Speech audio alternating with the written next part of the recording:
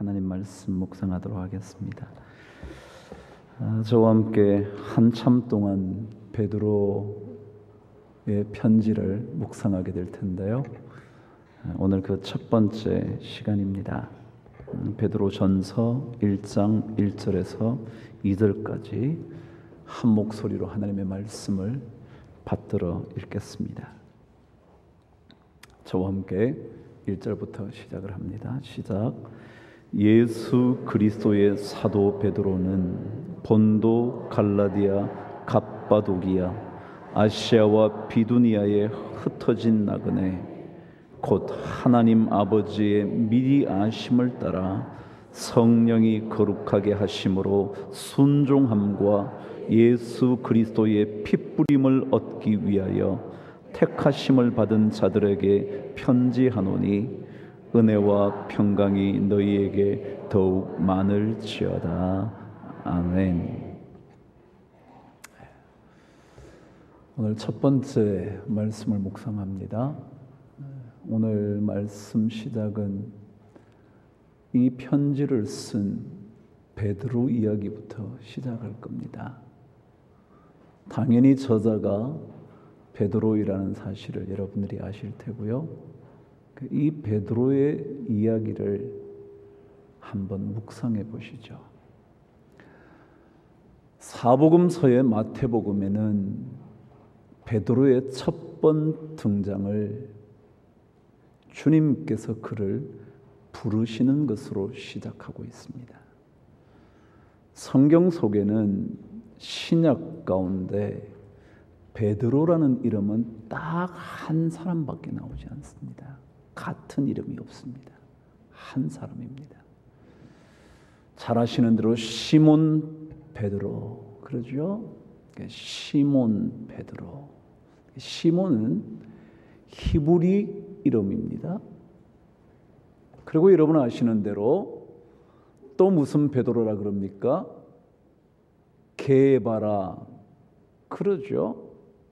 게바는 아람어입니다. 예수님께서 간간히 사용하셨던 언어였죠. 아람어의 게바라는 뜻은 그리스어, 다시 말하면 헬라어 베드로와 똑같은 뜻입니다. 다시 말하면 바위, 반석이라는 뜻이죠. 그러니까 게바나 베드로나 똑같은 이름이죠. 주님께서 아람으로 부르실 때 게바라 부르셨고 그것을 다시 헬라어로 바꾸면 페트로스 베드로 그렇게 부른 거죠. 그런데 이 베드로의 등장이 마태복음 4장에 처음 등장을 합니다.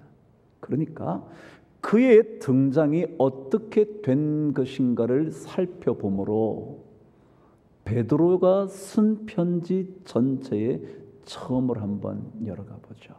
마태복음 4장으로 저와 함께 가겠습니다.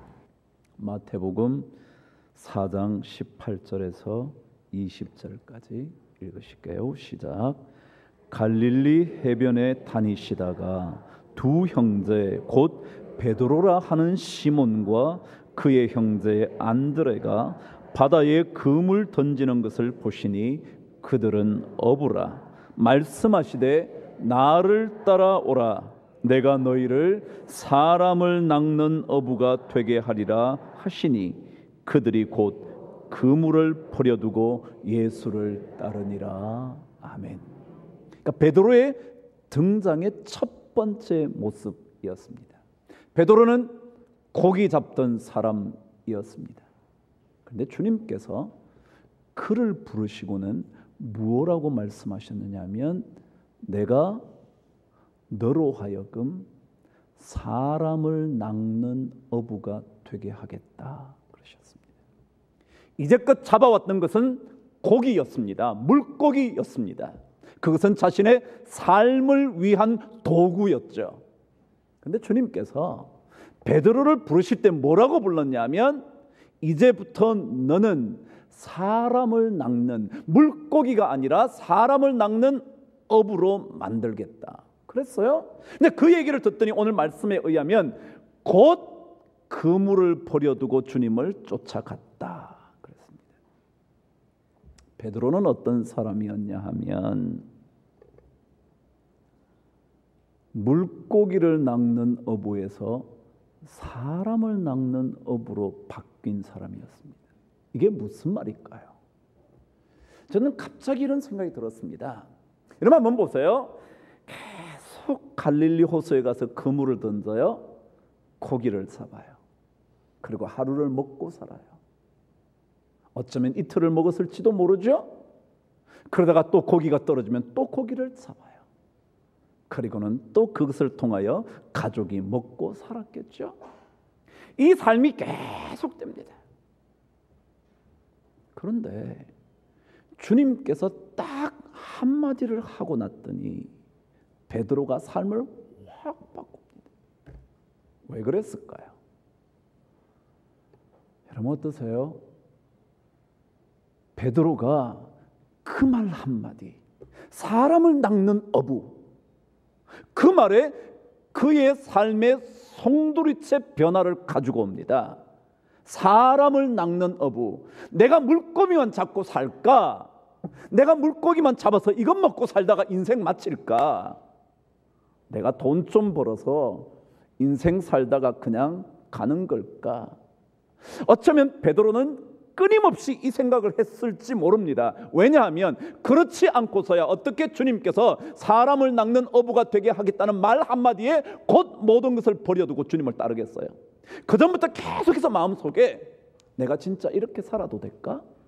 이게 진짜 인생 사는 걸까?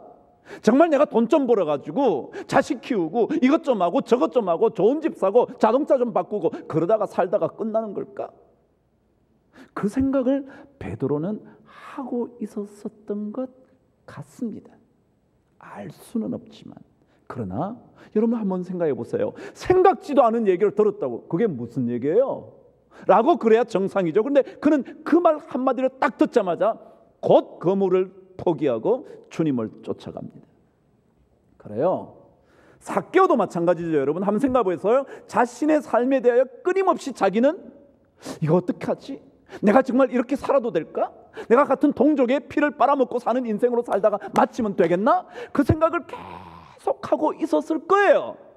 그러니까 주님께서 삭개오야 내려오라 그랬더니 곧장 내려와서 주님을 모시고는 제가 토색한 것들이 있으면 다 몇 배씩 갚을게요 라는 말이 나오지. 그런 생각이 없었다면 그 말이 나오겠어요? 주님 한번 부른다고 내려오겠어요? 그냥 누군가 한번 본 것뿐이지. 근데 아니에요. 삭개오도 끊임없이 마음속에 생각하고 있었을 거예요. 베드로도 마찬가지로 그래, 내가 고기 잡는 인생으로 살다가 인생 마치면 안 되지. 그래서 저 혼자 첫 번째 베드로의 인생이 신비함에 눈을 뜨고 거기에 자기 자신을 맡기기로 한 인생이다. 그렇게 읽었습니다. 신비함. 한번 생각해 보세요. 물고기를 잡는 인생은 하나도 신비하지 않아요. 여러분 어디에 가서 돈 버는 거 하나도 신기하지 않아요. 누구나 다 하는 거잖아요. 성인이 됐다면 지가 먹을 것 풀어야죠. 뭐 목구멍이 포도청인데 먹어야죠. 뭐 그것 때문에 여러분 열심히 일해야죠. 땀 흘려야죠. 이거 어느 누구도 그거 가지고 뭐 야, 그 친구 대단한 인생 사는데 그럴 사람 없어요. 그런데 사람을 낚아? 내가 이제 그 물고기를 잡는 인생인데 사람을 끌어오는 인생이 된다고? 라는 신비로운 영역을 자신의 삶으로 가져오는 거예요. 고기만 잡던 인생에게 들려진 신비한 이야기, 사람을 낚는 어부. 여러분 그래요. 신앙은 어떤 거냐면요, 신비함을 볼 줄 알아야 돼요. 그냥 일상에 일어나는 거 그거야 누가 몰라요. 그래서 기도도요, 뭐냥 사업 좀 잘, 그거는요 신비하지 않아요. 그냥 사업 잘 되는 거지 뭐. 어쩌다가 하나님 은혜로 더 잘 되면 조금 놀라울 뿐이지만 그것은 그냥 일상의 삶에 불과해요. 그런데 진짜 그래, 내 삶이 이런 삶만은 아니지. 물고기가 아닌 다른 어떤 의미를 찾고 있었던 베드로. 그것을 신비함이라고 표현한다면, 그것을 신앙이라고 표현한다면, 그것을 영적인 삶이라고 표현한다면 그는 영적인 삶에 눈을 뜨고 싶었던 사람이에요. 계속 거기에 관심이 있었던 거예요. 내가 이 땅에 살기는 살지만, 내가 고기는 먹고 살지만, 내가 고기 잡아서 우리 가족을 먹이면서 살지만. 왜요? 베드로는 결혼했거든요. 결혼해서 장모님도 있다는 거 들어보셨잖아요. 그렇게 살았으니까 당연히 그렇겠죠 뭐. 그러나 그럼에도 불구하고 그는 그 삶만이 아닌 또 다른 삶이 있다는 걸 생각하고 있었던 것 같습니다. 왜냐하면 주님이 사람 낚는 어부가 돼야지. 그러니까 곧장 포기합니다. 그럼 우리나라에 최요삼이라는 권투 선수가 있었습니다. 여러분 기억하실지 몰라요. 2007년도에 한 선수와 시합을 하곤 판정성을 거두고 난 다음 쓰러졌다가 그냥 세상을 떠나버린, 판정승은 했는데 맞은 충격으로 쓰러진 채 못 일어나서 세상을 떠나버린 선수였죠. 근데 그는 결혼하지 않았답니다. 그래서 언제나 시합을 하면 시합에서 벌어온 돈을 가지고 어머님, 자기 누나, 자기 동생 늘 섬겨줬던 겁니다. 어머니 집도 마련해주고 어머니 좀 더 편하게 하시도록 하고 동생 챙겨주고 누님 가정도 챙겨주면서 조카들에게 필요한 것도 사다주고 그렇게 살았다는 겁니다. 근데 그가 죽던 그 해, 그 시합이 있던 그날 동생에게 이런 얘기를 했다는 겁니다. 야, 우리 부끄럽게 살지만은 말자. 그리고는 그 말을 남기고 시합하고 그는 생명을 잃었습니다. 여러분 한번 보세요. 삶은요 그냥 사는 거 아니에요. 권투해가지고 자기의 삶의 방편으로 권투를 해서 돈 좀 벌어다가 누구를 도와주고 하는 것, 이것 정도가 아니라 이 친구의 마음속에는요, 그래 우리 부끄럽지 않게 살아야지. 부끄럽지 않게 살아야지. 그럼 무언가가 있어야 돼요. 삶은 우리의 일상에만 그칠 수 없는 어떤 신비로운 영역이 우리에게 있어요. 왜요? 하나님께서 우리를 만드신 다음에 뭘 불어넣으셨습니까? 하나님의 숨결을 불어넣어서 영적인 존재가 되잖아요. 생명이 되잖아요. 살아있는 영적 존재가 되거든요. 그러니까 일상 사는 것만 가지고는 우리의 삶을 다 말할 수가 없는 거예요. 그러니까 그 신비로움을 볼 수 있어야 돼요. 삶은요 영혼의 문제예요. 영적인 갈급함의 문제예요. 삭개오가 그랬던 것처럼 돈의 문제가 아니었어요. 영혼의 메마름이 채워질 수 있느냐 없느냐의 문제야. 만일 여러분과 제가 영적인 메마름에 둔감하다, 그런 사람은 영장이라고 말할 수 없어요. 만물의 영장, 영적인 존재 중에 최고라고 말하는 사람일 수 없어요. 왜요? 인간은 영적인 그 무언가를 볼 줄 알아야 되고 그것에 관심이 있어야 되고 그것에 대하여 자신의 삶을 투자할 수 있어야 되기 때문에 그렇죠. 그래서 삶에 예수 믿지 않는 사람은 의미라고 말한다면 의미가 채워지지 않으면 세월이 갈수록 삶은 공허해져요. 내가 물고기만 잡다가 그만둘까? 내가 겨우 돈 벌어주다가 자식들에게 멀어주고 부인에게 멀어지고 아무것도 아닌 존재, 이거 뭐하지?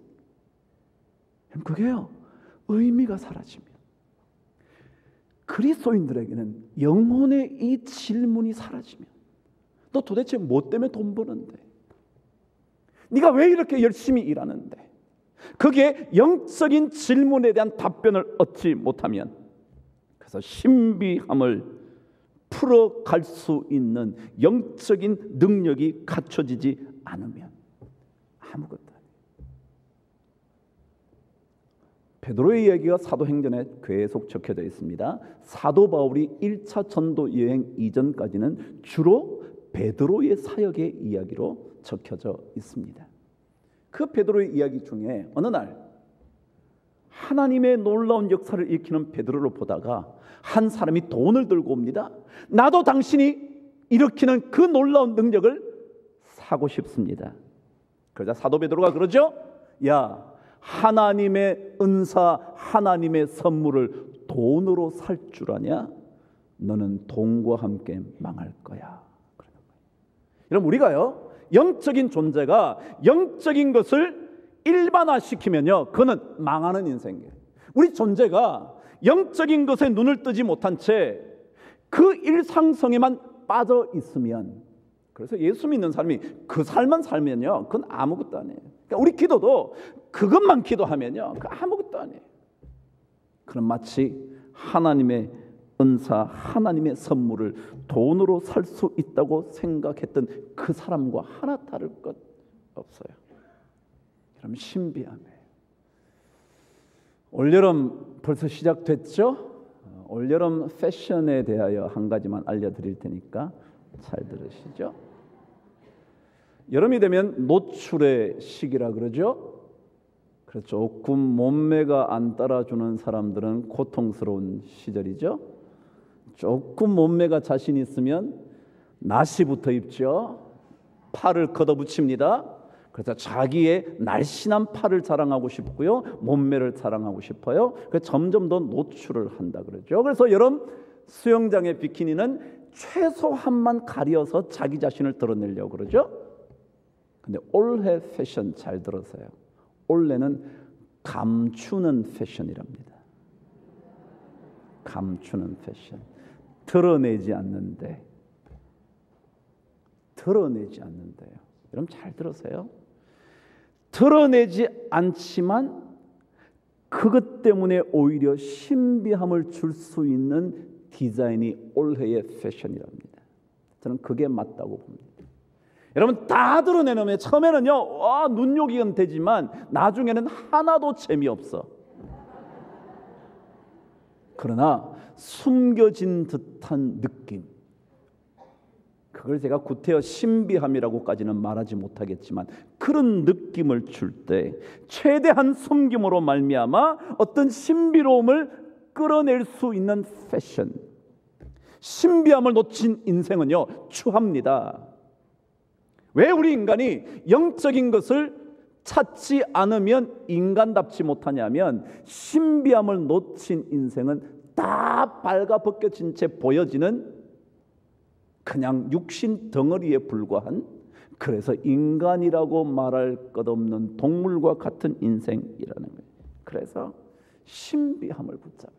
사도 베드로는 그런 사람이었던 거예요. 그러니까 자기가 고기는 잡고 사는데, 이 인생만이 전부가 아닐 텐데, 오늘도 잡고 내일도 잡고 좀 많이 잡은 나는 2, 3일 걸러서 잡고, 그런 인생만이 내 인생이 전부가 아닐 텐데 뭐가 있어야 되지? 그때 주님께서 나타나셔서 너 사람 생명 얻어야 되지 않겠어? 라고 말씀을 듣는 순간 그는 자신의 삶을 포기하고 그런 거예요. 에서가 신비함을 놓친 사람이죠. 왜요? 당장 눈앞에 보인 배고픔, 배를 채울 수 있는 것, 그것 때문에 장자가 가지고 있었던 영광스러운 모습, 그 신비한 거예요. 당장은 몰라요. 아버지가 계실 때까지는 장자 별거 없어요. 아버지가 돌아가시고 나면 온 집안의 총책임자가 되는, 그리고 아버지의 모든 유산의 핵심 부분을 다 가지게 되는, 그러니까 그건 나중에 가봐야 아는 거거든요. 그러니까 그걸 미리 볼 줄 알아야 되는데 못 보기 때문에, 못 보았기 때문에, 아니 자기 눈앞에 다가온 배고픔 하나의 일상성에 몰두해 있었기 때문에 그는 신비함을 놓쳤고 마침내 평생 야곱의 아랫단에 자리 잡게 된 인생이죠. 그래요. 신앙생활이나 삶은요, 영적인 신비함을 놓치면 안 돼요. 그래서 신앙생활할 때 너무 일반적인 것에 세상 사람들과 똑같이 너무 매달리지 말자. 주시면 받고, 안 주시면 기다리고, 기다려도 안 주시면 다음 세대에 주시겠지 소망을 품고 그러는 거죠. 그게 신비로움이에요. 제가 음악을 좋아하잖아요. 너무 좋아해서 탈이죠. 저는 아직도 왜 내가 음악을 안 했나 생각을 할 때가 있어요. 지난번에 함신입 집사님하고 얘기하다가 함 집사님이 그러더라고요. 황 목사님, 함 집사님이 조금 있으면 우리나라에 와서 어느 학교에서 가르치신대요. 그러시면 황 목사님 오셔서 좀 배우시죠. 지휘를. 그러더라고요. 기꺼이 갑니다. 제가 배웁니다. 제 다음의 인생, 저도 100살까지 살지 않겠어요? 그러니까 조금 이따 은퇴하고 제가 할 게 뭘까 여러 가지 생각. 일단 지휘를 좀 하자. 여기 정원의 시자가 있지만 나도 지휘를 좀 하자. 그러고 지금 배우려 그래요. 그런데 이 교향악단에요, 제일 큰 악기가 뭔지 아세요? 생각나시는 분 뭐 있나요? 제일 큰 악기. 네. 높이로 따지면요, 콘트라베이스가 제일 큽니다. 이따만하죠. 뭐 이만큼 이렇게. 그래서 보통 사람이 뭐 잘 못 들죠. 뭐 팀파니는 건 자기가 들고 다니지 않잖아요. 그건 거기에 놔두는 악기고, 콘트라베이스가 제일 큽니다. 여러분 아시죠? 바이올린, 비올라, 첼로, 콘트라베이스 많은 게 서여가지고 막 이렇게 하는 거. 그런데요, 이 콘트라베이스는요, 굉장히 저음이죠. 제일 높은 소리는 약간 현악기 중에 말한다면 바이올린이에요. 그 중에도 제1 바이올린이에요. 그 다음에 제2 바이올린이 나오죠. 그 다음에 비올라가 조금 더 소리가 조금 더 무거워요. 그 다음에 첼로죠. 그리고 가장 밑바닥의 소리가 콘트라베이스예요. 근데 이 콘트라베이스는요, 소리가 거의 잘 들리지 않아요. 교향악단의 연주를 들으면 그 소리가 특별히 잘 들리지 않아요. 예외적으로 콘트라베이스만 연주하는 부분이 따로 나오면 몰라도 그렇지 않을 때는 그 소리가 안 들려요. 그런데 교향악단을 지휘하는 사람의 얘기를 들으면 교향악단 현악 중에 가장 중요한 게 뭐냐? 그러면 제1 바이올린 같은데 그게 아니라 콘트라베이스예요. 베이스라 그럽니다. 이 베이스가 중요해요. 왜냐하면 이 소리가 저음으로 쫙 깔려줘야 나머지 음들이, 소리들이, 악기들의 소리들이 거기에 따라서 어우러져서 화음이 나온다는 거예요.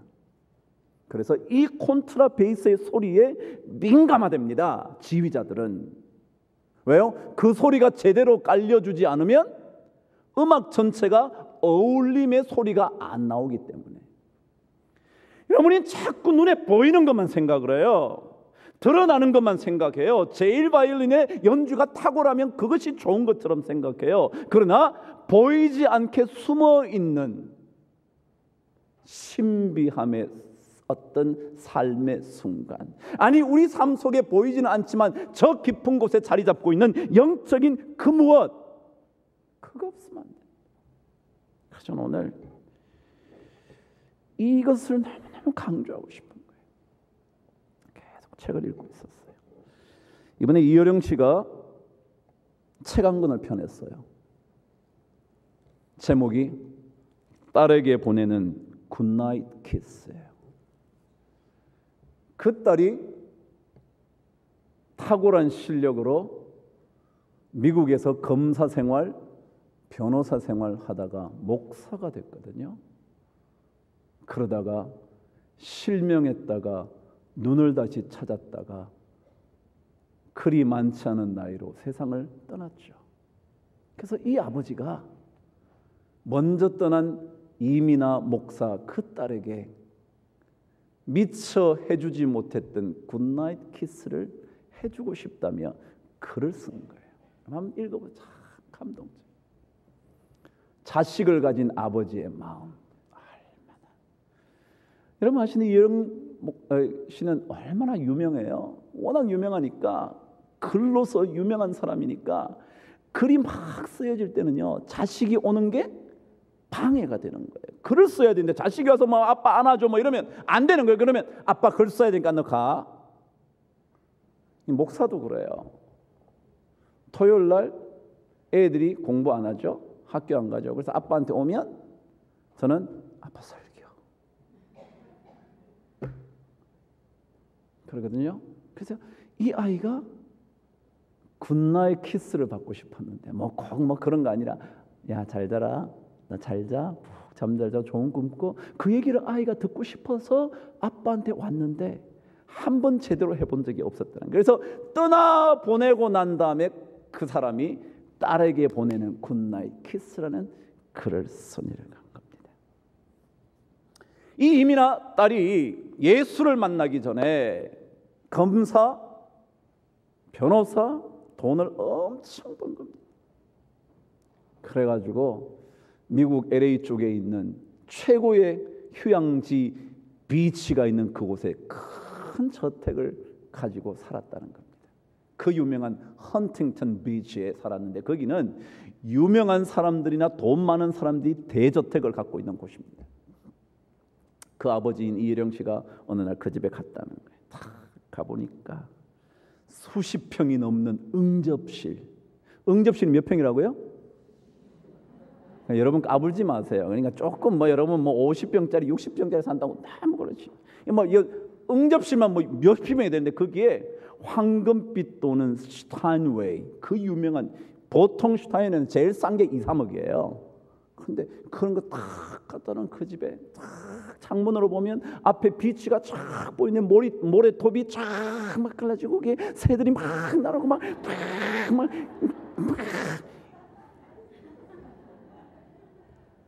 그런데 살았다는 거예요. 그래서 사람들이 따님이 LA 사신다고 근데 어디 살아요? 그럼 이혜령 씨도 자신 있게 헌팅턴 비치 살아요. 그럼 자기도 그럼 전부 다 그래요? 수백만 불짜리. 근데 그 책에 의하면 이런 제목의 챕터가 있습니다. 세상의 집에서 영혼의 집으로. 거기 보면 이 딸도 그런 꿈을 꿨다는 거죠. 나 멋진 집에서 살 거야. 돈 벌어서 그런 집을 사서 살았다는 겁니다. 그런데 아버지가 이렇게 쓰고 있습니다.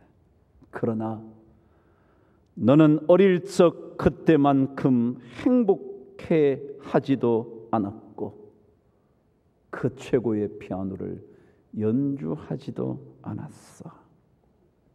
그러면서 묻는 겁니다. 큰 저택이 우리를 행복하게 할까? 세상의 집으로는 행복을 찾을 길이 결코 없다. 영혼의 집이 마련되지 않고는 이 땅의 집으로는 절대로 행복이 안 온다. 제가 그럴 때는 사도 베드로가 베드로서를 적었는데 그 베드로 전후서의 저자인 베드로가 어떤 사람이었냐 하면 이 땅의 삶을 살다가 저 땅의 삶이 어떤 것일까? 이 인생의 일상성에서부터 신비로운 삶의 영역은 어떤 것일까? 그걸 발견해 갔던 사람이에요. 그 시각을 가지고 베드로서를 읽어야 돼. 그래서 그때 이효령 씨가 썼던 시가 제가 언제인가 예배 때 한번 읽어드렸던 시예요. 또 한번 읽어드리니까 들어보시죠. 내가 살 집을 짓게 하소서. 다만 숟가락 2개만 놓을 수 있는. 아무리 큰 집이면 뭐예요? 그 수십 평 되는 응접실이 있으면 뭐예요? 행복하지 않은데. 아시는 대로 지금 김모모 의원과 결혼했다 이혼했죠? 다 모르셔서 그런데 얘기하면 그 사람은 재혼해서 최모라는 유명한 배우와 결혼했죠? 그 이혼의 아픔, 20몇 살밖에 되지 않은 아들을 잃는 아픔, 그런 수많은 아픔을 거치면서 큰 집이 뭐하냐, 큰 집이. 그래서 내가 살 집을 짓게 하소서. 다만 숟가락 2개만 놓을 수 있는 식탁만한 집이면 족합니다. 밤중에는 별이 보이고 낮에는 구름이 보이는 구멍만한 창문이 있으면 좋합니다. 우리는 멋진 창문이 달린 집이 있으면 좋겠죠. 비가 오면 작은 우산만한 지붕을, 바람이 불면 외투 자락만한 벽을, 저녁에 돌아와 신발을 벗어놓을 때 작은 대돌 하나만 있으면 족합니다. 내가 살 집을 짓게 하소서. 다만 당신을 맞이할 때 부끄럽지 않을 정갈한 집 한 채를 짓게 하소서. 그리고 또 오래오래 당신이 머무실 수 있도록 작지만 흔들리지 않는 집을 짓게 하소서. 기울지도 쓰러지지도 않는 집을, 지진이 나도 흔들리지 않는 집을, 내 영혼의 집을 짓게 하소서. 여러분, 그래요. 우리는 뭘 지어야 되느냐면요, 영혼의 집을 지어야 돼요. 이 땅의 것들을 잘 지어보려고 몸부림치지 마시고요, 영혼의 집을 잘 지어봐야지. 그래서 사도 베드로는 그 놀랍도록 자신의 삶을 완전히 바꿀 수 있어요. 고기 잡던 인생에서 그 고기에 잡을 힘과 능력이 됐던 그물을 다 버려두고 주님을 쫓을 수 있게 된 거죠. 오늘 제가 베드로에 대하여 몇 가지를 더 해야 되는데, 일단은 여기까지 하고 다음 조금 베드로에 더 하고요, 1절 2절로 넘어갈 겁니다. 그래요. 신앙생활 조금은 신비한 것을 찾아보시죠. 너무 세상 사람들과 똑같은 것 찾지 마시고 조금은 더 신비한 것. 저에게 한 성도님, 권사님이 오셨어요. 그럼 뭘 이렇게 백에다가 뭘 주셨더라고요. 그래 가서 편지를 읽었더니 그 권사님의 편지가, 목사님, 제가 성경 속에 나오는 옥합을 깨트린 여인이 되고 싶었습니다. 그렇게 적었더라고요. 옥합을 깨트린 여인. 여러분, 옥합은요, 유일하게 남아있던 거였죠. 어쩌면 결혼을 위하여 결혼의 큰 비용을 감당할 수 있을 만큼의 그 모든 비용을 감당할 수 있는 옥합을 갖고 있었던 거예요. 근데 그걸 깨서 주님께 드렸대요. 자기도 그렇게 하고 싶어요. 여러분, 신앙생활, 저는 신비함이 있어야 합니다. 그것을 여러분이 경험하셔야 합니다. 그것 경험하지 못하시면 우리는 예수 믿을수록 추합니다. 왜요? 세상 사람들보다 더 와가지고 달라고 요청하는 사람이니까. 그래서 저는 오늘 베드로의 편지를 시작하기 전에 베드로가 어떤 사람이었는지, 신비함에 눈을 뜨고 거기에 자신의 일생을 바치기 시작했던 그 사람.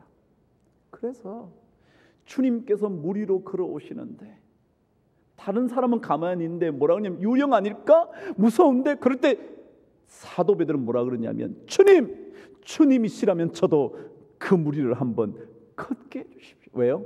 영적인 삶이에요. 영적인 삶을 꿈꾸는 사람은요, 일상 삶을 사는 사람들이 물 위를 걸어? 빠져 죽으려고 작정했냐? 저건 유령이니까 걷는 거야 라고 생각하고 있었을 때 사도 베드로는요, 주님이시라면 저도 한번 걷게 해주시죠. 저도 한번 영적인 거 한번 경험하게 해주시죠. 그때 와라 그럼 걸어가잖아요. 영적인 것에 눈을 떼야 돼. 다음 주에 하도록 하겠습니다. 그래서 그쪽에 눈을 뜸으로 인하여 참 멋진 인생이 펼쳐지면 참 좋겠습니다. 기도하겠습니다. 하나님 아버지, 우리가 이 땅을 살아서 이 땅에 필요한 게 참 많아서 그것을 추구할 수밖에 없지만, 그러나 그것이 전부가 아니고 그것이 행복을 주는 것만은 아닌 것을 깨닫게 하여 주셔서 우리 신앙인의 영적인 신비함을 결코 놓치지 않는 우리 모두가 되게 하여 주시옵소서. 그래서 베드로처럼 멋진 주의 편지를 써내려가는 인생 되게 하여 주시옵소서. 오늘 주의 성전에 나와 말씀 앞에 엎드린 주의 모든 백성들의 인생을 영혼의 갈급함을 채워주시는 생수로 우리를 적셔주시는 그런 놀라운 은혜를 받고 돌아갈 수 있도록 축복하여 주시기를 예수 그리스도 이름으로 기도합니다. 아멘.